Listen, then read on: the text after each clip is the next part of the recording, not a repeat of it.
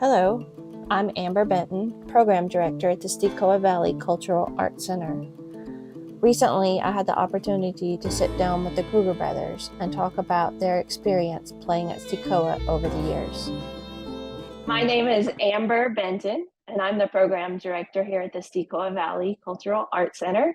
And I'm here with Jens and Uwe Kruger, and we're getting ready for our 24th annual Appalachian Evening concert series. And the Kruger Brothers are going to be kicking it off this year.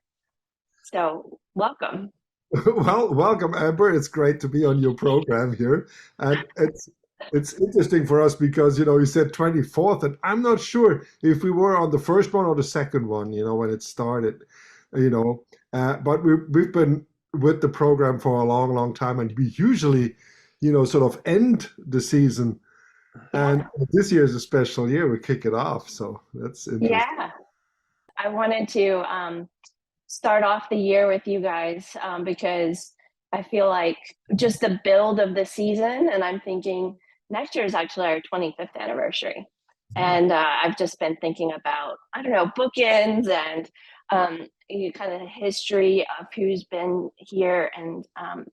And you guys are just such a part of the story here at Stecoah that I just wanted to put you right up front and like a little gem, so thanks for working with me to make that happen. Oh, that's fantastic.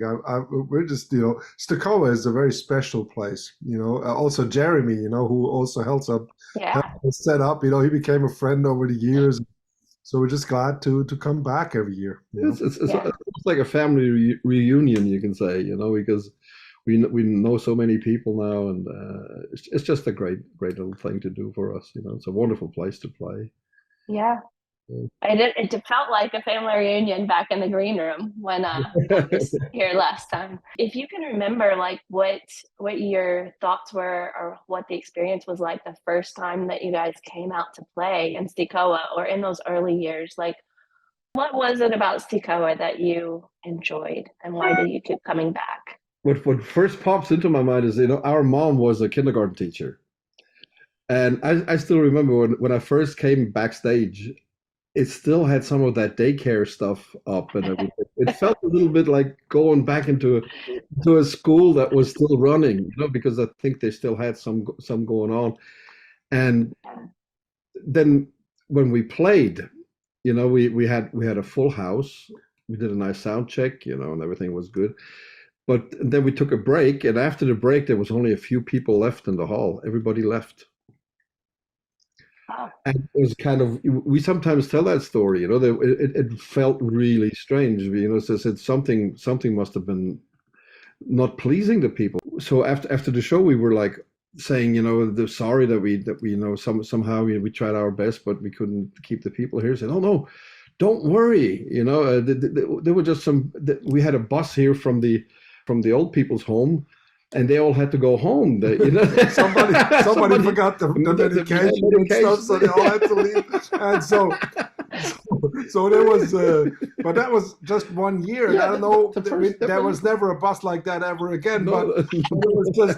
But it was just so interesting for us because we thought maybe they just don't like us. Yeah, so we were all apologetic, But that wasn't at all the case, And what I mean, first thing that intrigued me, coming into the room was the picture on the side, that 360 picture almost, with all the people. From, I don't even know from when that is. Do you remember, Amber? Is that? Yeah. You know from when that is, that picture? Yeah, it's called the Dedication Day picture. And that is from what we call Dedication Day, 1926. And when the school opened, those are all the families who had been a part of the Stecoah community whose children were going to go to school there. Yes. And you guys might not know this, but my family is in that picture. So my grandfather graduated from the Stecoah High School, as well as my mom. And so you are truly in your natural habitat. I am. Yeah, I'm very happy to be home. Yeah, that's fantastic. No, one of the other things that is, I still remember and I'm still looking forward to is to go back into that valley, because we've been to a lot of places in North Carolina, in the USA, Mhm. But then to come down into this back valley was something really special. It still is, because it really it is a picture of North Carolina that we always thought it must still exist somewhere, but there it is. It's right there, with the little cornfields and people with their beautiful gardens, and it's just a magical place, with a little wooden bridge there and everything, and it's in Switzerland where we were originally from. We have a lot of these places that are still in use as well, and we're pretty proud of them, But Yeah. over here in America, you don't see that much anymore. When we came back to Stecoah, to the schoolhouse, that was one of those things where we saw, oh, this looks like a really nice place, and Yeah. But what also is interesting for Stecoah, for your schoolhouse, is the variety of audience you have. You have Mhm. people that are local, but you also have a lot of people, that are sort of, coming from New York, Chicago, from Yeah. anywhere in the country, enjoying, the North Carolina experience, and they are very open for also the music that we play, because our music is North Carolina based, maybe you could say. Mhm. We play some Doc Watson music. We play some, some traditional sounding things, but we also have a lot of influence from, classical music and Yeah. other styles, but particularly, maybe European classical music, and it's very much appreciated, by your audience. And so we were very intrigued, of how much they appreciated our music, because it was a little different as well. Maybe also more, in a way, also familiar to them, culturally. So we found a very good connection to your audience, and I found that was very precious to us, to because when we first came, we thought, well, we might play a little bit more old timey, or we might play, more, but then we realized, no, we just can really be ourselves, and Yes. and we have a great connection, in that room. Also, the room, with the chairs, and the way it sloped back and the way it feels, the sound in there is great, because it's Yeah. maybe on a technical term, when you play a concert and the room is like a telephone booth, like it's totally, we call acoustically dead, So Right. when you say something, it just sort of stops. Uh, Mhm. that is maybe good for certain musics, because you're amplified, and but with our music, there's a certain natural reverb, or Yes. roominess that is not overbearing, but there's a liveliness in the room that also, when the people clap, there's a sense of community. And it's like, if a room is too dry sounding, let's say we call it dry, if there's no reverb or anything, sometimes people clap and they feel like they're clapping alone because they can't hear the others. So in that room is destined for a good atmosphere, because you Yeah. really together in this room, and you feel like you with people together. And the size of the room makes it very personal. It's not too large. You feel like you almost talking to everybody Hmm. individually or personally. So for us, this is very a beautiful, beautiful experience. I think they really knew what they were doing when they designed those auditoriums, and they had them all across the country. And you're very right that those places have not been saved. But Stecoah is a place where people keep things, That's and right. they treasure their tradition and their community. And I think the center was aptly named because the school has always been the center of the Stecoah community. But I will tell you a little bit about my experience being in my first Kruger Brothers concert last year in that space, and that reverb, that what you're describing is what I felt. And I'm running around everywhere, and I don't get to sit and listen all the time, but little moments I could just kind of pause, and the room was alive. That description that you used was very apt. The room vibrated, it resonated, it was alive. I don't know how else to describe it other than the room hummed, and my body kind of hummed along with it. Yeah, And Resonance. it's almost like you're sitting inside of an instrument. Yeah. yes, very much, very much. I'd like to come back to what you said a minute ago about the familiarity that our audience had with the kind of music that you're performing. Let's explore that familiarity and where that comes from. You kind of aligned yourself more with the Doc Watson and the folk music more than bluegrass. But as a band and as brothers and growing up, and, like the folk music of America and Doc Watson's kind of role in American music. Like what is that story? Why are we so familiar, and that connection that you've had with American music with your folk music background? I don't know, maybe talk about that a little bit. Our parents both played folk music, German folk music, of course, that's where they were from. And we lived in Switzerland, which is like moving from Canada, from Ontario to Florida, something like that. It was a different culture, and everything was. But so the folk music always was a connection to our heritage, and of course that was, at one point we met a GI who got stuck in Switzerland. He married a German woman. He was stationed in Germany, and he came to Switzerland and became an English teacher. And he was one of those folkies that was on Washington Square in New York back in the 50s, late 50s, 60s, and he saw us, play a little bit banjo guitar, and he said, "Oh, I got some things to show you," because he taught his students with the help of American folk music. His English course was based on American folk songs. And so, he had this whole Alan Lomax, Pete Seeger, all these collections, the Folkway collections.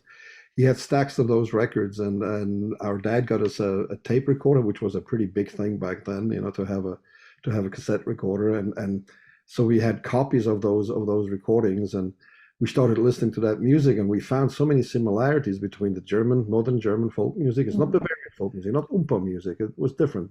It was played with guitars and accordions and harmonicas.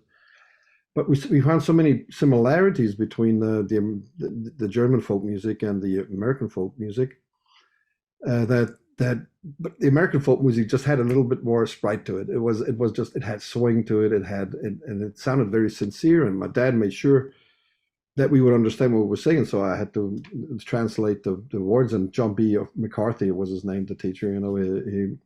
We became real good friends, and my mom was friends with his wife, and so it was a lot of fun. I learned a lot about the language and the culture and all these kind of things. But it also was a part of the some of the songs were from the civil rights movement, of course, which was very important too at the time. Mm-hmm. But there was so many different styles on there. I think that was the start of all that. And then when that was from our side, but when you look at then actually the American folk music itself was very influenced by Scotch Irish, of course. Mm-hmm. But a lot of the songs are coming, the idea of how a song works, the architecture of a song comes a lot of times, in the education of people and their culture through the hymn books, right? Yes, and so people sing mostly hymns, when they grow up in church. And these hymns, have a lot of similarity with German hymns. So, Lutheran idea of the hymns, they're very universal, in the northern part of Europe. So it doesn't really matter if you go to England, Germany, or northern France, the melodies are almost identical. Yeah, or even Scandinavia. So the idea of how a song is constructed is very similar to the German idea, let's say. There's lots of similarities. In the fiddle music is different because, the dance music is more Scotch-Irish in America, influenced than German Oompa, But the hymns and the songs are very, very similar. So we had a very great connection point to that. And then, of course, in the hymn music itself, there's lots of influence of classical, of course. There's, of the times of Bach. And then of the tonal system, of course, and then later, 200 years ago, with the development of the general song, in the public, that was not in Latin, that was really in the common language, and it became very, very fashionable. And I think that is the connection that we feel a lot. And then in Germany, of course, the song also went through different phases of, classical influences and different influences that made America maybe not have taken, that turn. It would take another turn. And we bring some of these ideas into the American folk music back, I think. So there's it's not like we are strangers. We feel like we are very much part of this natural development of music. That's a beautiful picture. Yeah. And of course, we grew up in the 60s and 70s. And so we were not isolated in some mountain range somewhere without radio or TV or record players, So there was a lot of different sounds around us, and Jens always veered more towards the classical jazz side of music. And I loved rock and roll and blues, especially old blues. We both had our different interests in certain aspects of the music. And I have to say that I think Doc Watson and Bill Monroe are like the two people that made us come together in a way, because both those artists were branching out with their forms of music. Bill Monroe with a lot of swing influence in his music, and Doc Watson with his beautiful melodic approach and the way the guitar is played by him. That's guitar, the 6-string steel string guitar is something that's a folk music instrument in northern Germany. So my dad had a little guitar like that, and my mom had a guitar like that, and they fingerpicked them. But I would never know that you can play a guitar like Doc Watson did unless I would have heard him, and it's like astounding. Our uncle played a banjo in a Dixieland band in Germany. He was a trumpet player, but he had a banjo, and so we knew the banjo as a 4-string instrument that was played a tenor banjo. Right. And so this is how Jens got started on that too. But then when he heard Earl Scruggs and Flatt and Scruggs and the Bill Monroe recordings and all that stuff, it changed his life as well. He put a thumb screw in his 4-string banjo and started picking this. But how old were you? 9 years old, something like that. And it was, but it really changed us. Because I never used the plectrum before. Then I heard about this plectrum style, and the only people that used plectrums in Europe back then were people like Django Reinhardt, the gypsy jazz players, which we had absolutely no connection to at the time, at least. It was just something that you would sometimes see somebody on the street play it, but it was like magic. It was just something you would not know how to even approach it. They would speak a different language and play different music, melodies that we never heard and that we could not appreciate back when we were children, at least. So when we heard, American popular music, there was a lot of influence, from European style music, and then there was lots of Afro-American influence, in the form of blues and jazz concepts, rhythm concepts, and so forth. But then when we listen to North Carolina music, especially some of the old timers, around, we realize there's another influence, that is very strong, and that is the Native American influence, in the North Carolina mountains. There's something that is, it's almost like a hint of magic that is in this music, because of the Native American influence, of how Native Americans used to live in harmony with the first settlers, and they would influence each other and, marry and be together, have lots of, connections, and they would culturally learn from each other. And I think because later in the isolation of the Appalachian Mountains, it's a relative isolation, place compared to the rest of America. A lot of the fashions, never really came through here as strongly as they did in other parts of America, in music fashion or, in everything. So people were, more isolated. And I think a lot of this Native American influence, is to be found in the old time music, in these sounds, and in it almost, that makes the music sound like it's coming out of the hills. It really, it is.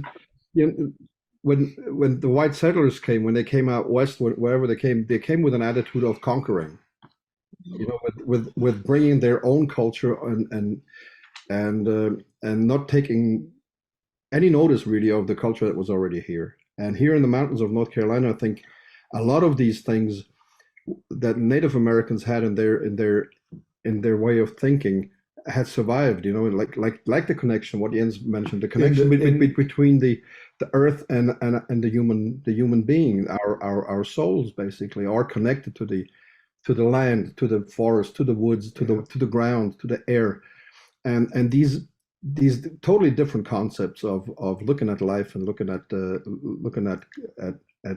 nature and being part of nature.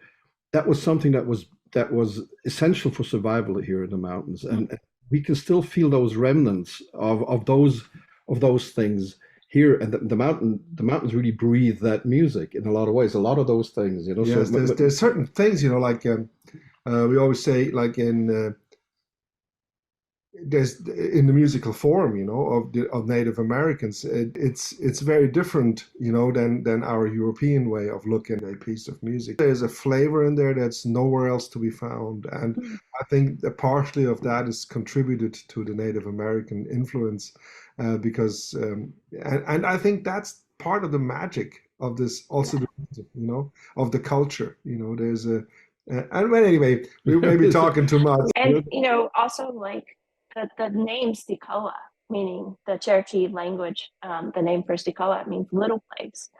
And this was really like a gathering place for people from, you know, part of the band who lived in Snowbird and part of the band who lived farther out on the Oglala boundaries, and they would meet here.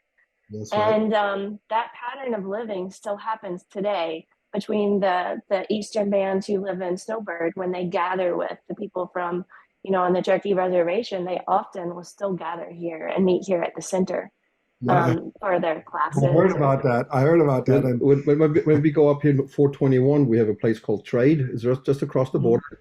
It's Trade, Tennessee. It's on the old Dan and Boone Trail, and they still hold their annual meetings there. You know, and part of it is for tourists, but part of it is still the gathering of the tribes. You know, and it's really interesting. I've been there a couple of times, and it's just a wonderful thing that it still exists. You know, in a lot of parts of the country it doesn't. And so we become part of these cultural gatherings.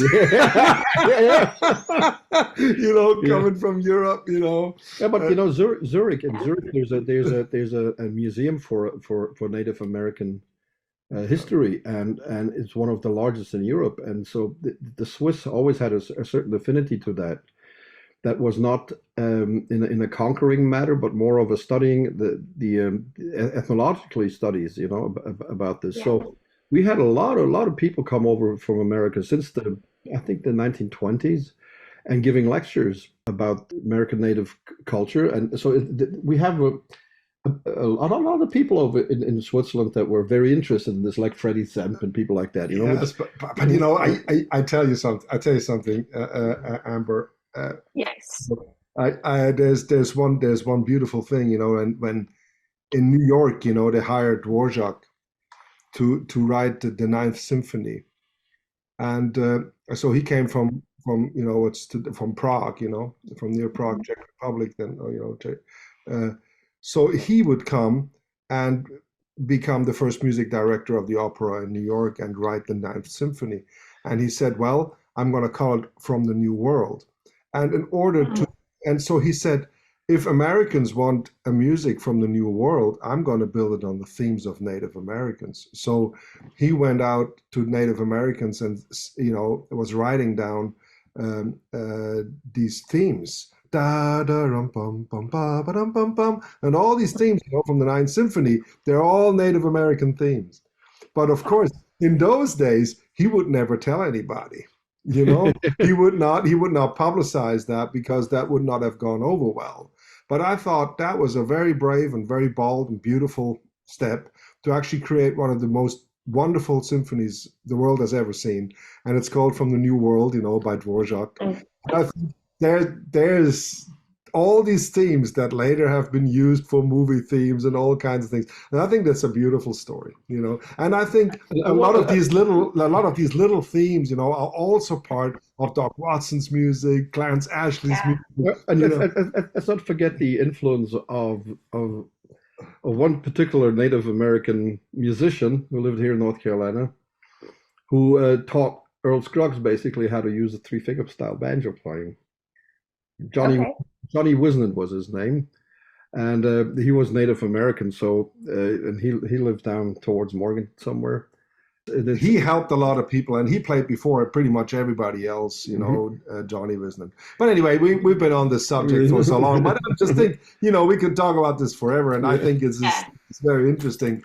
But we were always fascinated about the fact that American folk music is a melting pot music, and all the emotions, you know, that people would bring to this country, you know, would be sort of be hidden in there, and I think, and that also means you have a tremendous freedom in expressing yourself. in this culture. If you feel it like that, well, you can say it like that, and that's a beautiful way of making music. This was one of my last two questions, and that was one of them. So in the interview, Banjo News, you talked about like transporting people. Like as a composer, you had just, I think this was after you had just composed Appalachian Concerto, and you were talking about how it wasn't about you, but you were leading people on this discovery of themselves in this experience, and you could like lead them to bright, happy places or dark places with your music, and that transportation. Can you talk about that for just a minute? Well, I think when we listen to music, a lot of times we could actually just listen to it, but when we are paying attention to ourselves, we can realize that we see pictures. Actually, sometimes for instance, somebody doesn't like music, then he maybe sees a picture of a situation he wouldn't like to be in. And Yeah. and so that's why he doesn't like the music, because it's not just the sound he doesn't like, it's the inner picture he doesn't want to be with.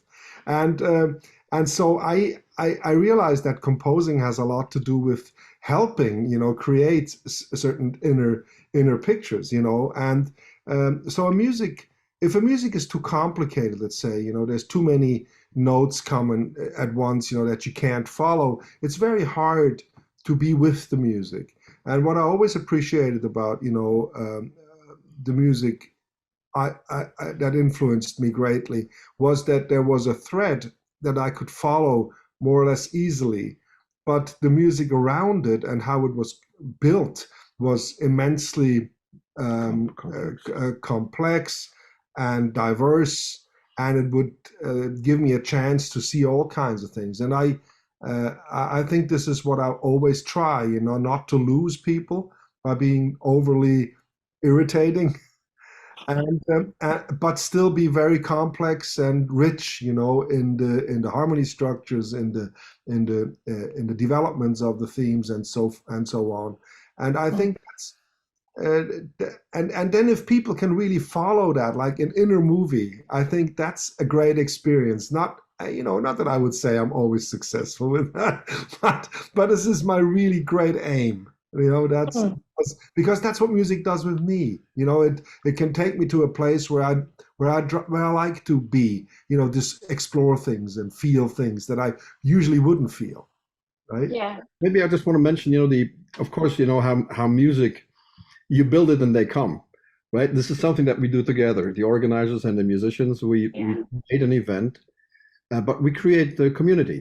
I mean, that's basically what we're doing, and that's what always works out so well in Stecoah. And we're really looking forward to seeing everybody in Stecoah again, because it's just a wonderful thing to be part of that community. And we also want to take a little bit of time in the program of celebrating Doc Watson's 100th birthday.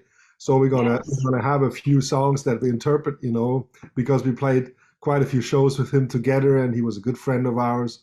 And so we're very proud, that we can say that, and that we had these experiences, and that we can maybe just, play a few songs to honor Doc Watson. And we're really always looking forward to do that.